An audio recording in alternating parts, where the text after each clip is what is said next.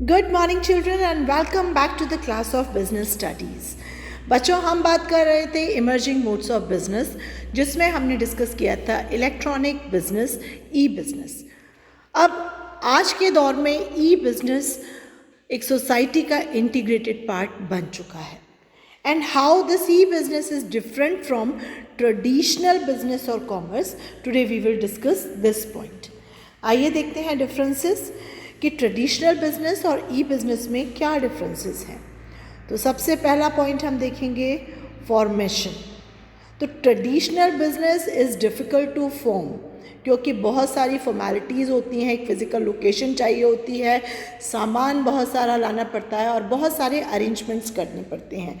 Comparatively formation is easier than traditional business in e business.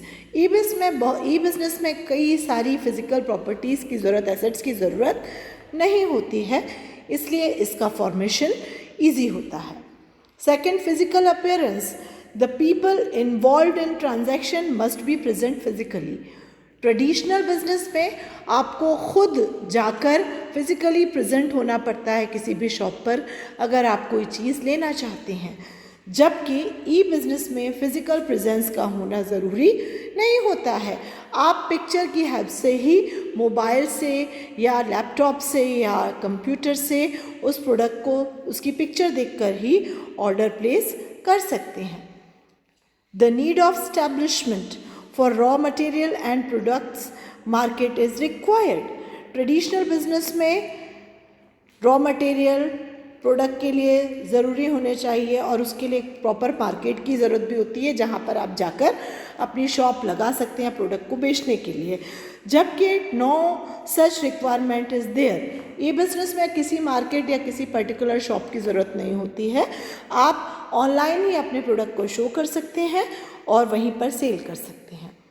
Capitals requirement. Traditional business में जो capital होती है उसकी रिक्वायरमेंट ज़्यादा होती है, ह्यूज कैपिटल और मोर, जबकि कंपैरेटिवली ई बिज़नेस में फ़िज़िकल प्रॉपर्टीज़ की ज़रूरत, एसेट्स की ज़रूरत कम या ना होने के कारण प्रॉपर्टीज़ का जो कैपिटल की रिक्वायरमेंट है वो कम होती है। Personal contact with customers. Traditional business में फ़िज़िकली हम प्रेजेंट होकर चीज़ें लेते हैं तो वहाँ पर्सनल कॉन्टैक्ट होता है, जबकि ई बिज़नेस में पर्सनल कॉन्टैक्ट नहीं हो पाता है। लेकिन अगर हम इसको दूसरे फॉर्म में देखें, the relations are establish through intermediaries. सीधे प्रोड्यूसर से हम डिस्कस नहीं कर पाते हैं ट्रेडिशनल बिजनेस में, जो उस प्रोडक्ट को बेच रहा है हम उससे मिल पाते हैं, मीन्स मीडिएटर, प्रोड्यूसर से होलसेलर, होलसेलर से रिटेलर और हम मिलते हैं रिटेलर से, तो हम प्रोड्यूसर से चीज़ें नहीं ले पाते हैं। जबकि ई बिज़नेस में कई बार जो डायरेक्ट प्रोड्यूसर होता है, हमारे उससे डायरेक्ट रिलेशंस होते हैं, हम डायरेक्टली उससे डीलिंग करते हैं। The nature of extension. It requires more time for internal extension. Traditional business में एक्सटेंशन के लिए बहुत ज़्यादा समय लगता है, चीज़ें की ज़रूरत भी होती है, कॉस्ट भी लगती है, जबकि ई बिज़नेस में ये इजीली हो जाता है, क्योंकि आपको अगर एक्सपेंड करना है बिज़नेस तो कोई नई शॉप नहीं खोजनी है, नए मार्केट में नहीं जाना है। Availability of hierarchy. According to hierarchy the proceeding reach from top to middle to bottom level to the manager.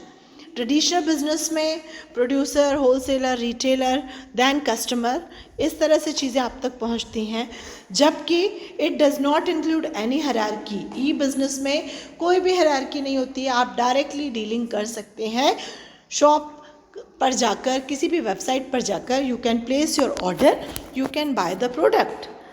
तो आज हमने डिस्कस किए majorly difference between traditional commerce and e commerce और ई बिज़नेस और traditional business.